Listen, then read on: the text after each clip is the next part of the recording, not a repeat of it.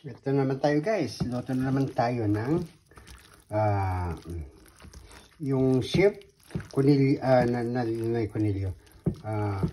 Chef, karnero. Yan, i-oven natin. I-oven.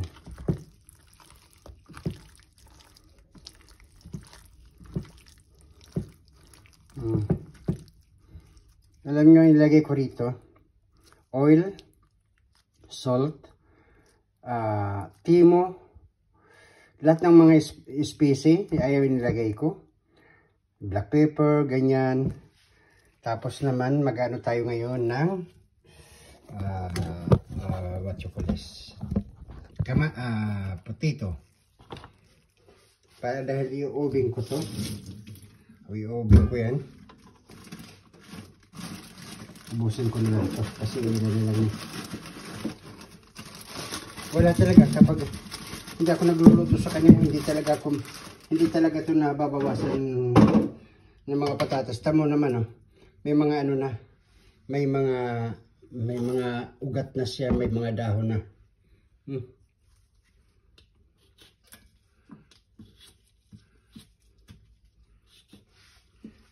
Wala kapag hindi ako pumapasok, wala rin silang, hindi rin ito napapakialamanan.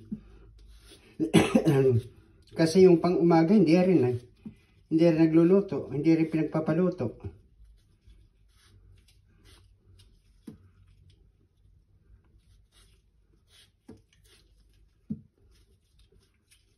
Samantala kapag yung umaga, narito silang dalawang mag-asawa. Kapag ako naman, wala. Lumalabas sila. Sabi ko, bahala kayo. Magbantay kayo kung sa akin magbantay kayo, walang problema. Tapos naninigarilyo rin ako sa labas.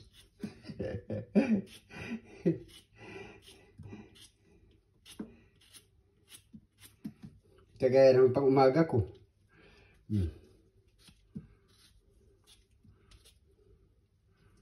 Kapag medyo pagod na ako, lalabas lang ako ng teres. Maninigarilyo ako. Kung gusto naman niyo, di manigarilyo rin kayo. Gusto kong manigarilyo diba?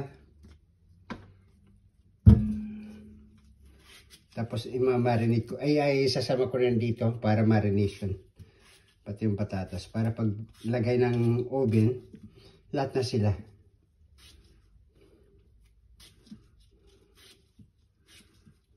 Wala, hindi talaga nag-ano yung pang-umaga, hindi talaga pinagpapaluto.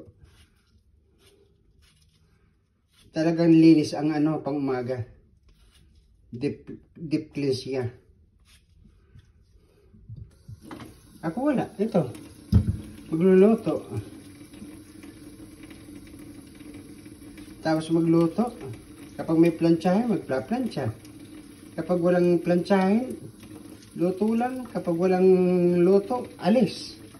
Basta dumating ako rito, tinignan ko yung bahay kung okay. Kung hindi naman, trabahuin ko.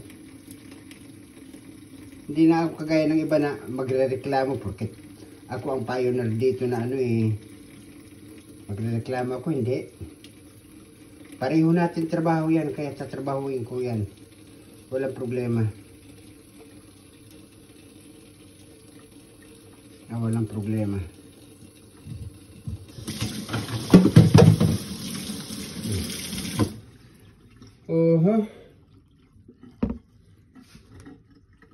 Ayan naman, hiwain ngayon natin ang patatas. Kalahati lang.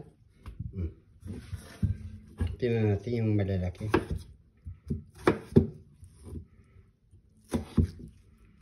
Tama yan.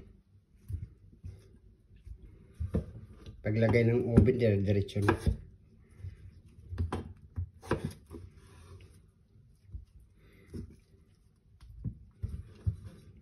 By the way guys, gumagamit ako ng gloves dahil ayoko malansa yung kamay ko. Ayaw kong malansa ang kamay ko. Tsaka yung mantika.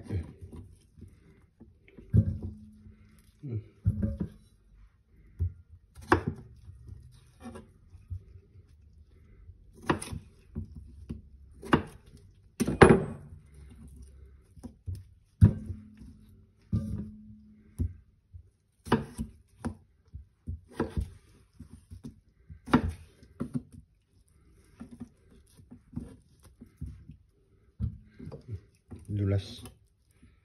Ang dulas-dulas dahil sa mantika.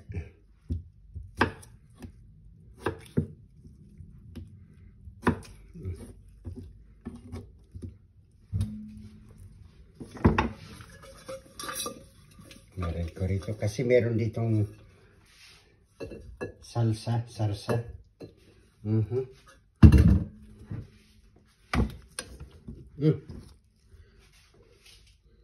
Ito siya guys.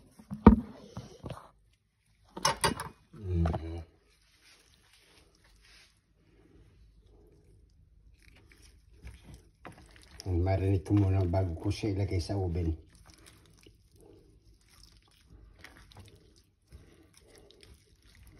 Bago ko umuwi, kakain ako dito. Bahala kayo basta kakain ako.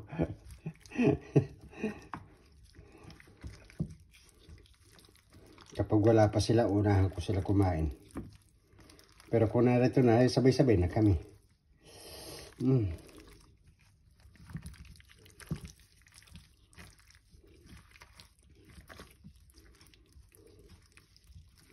Okay guys, thank you so much for watching. Bye-bye.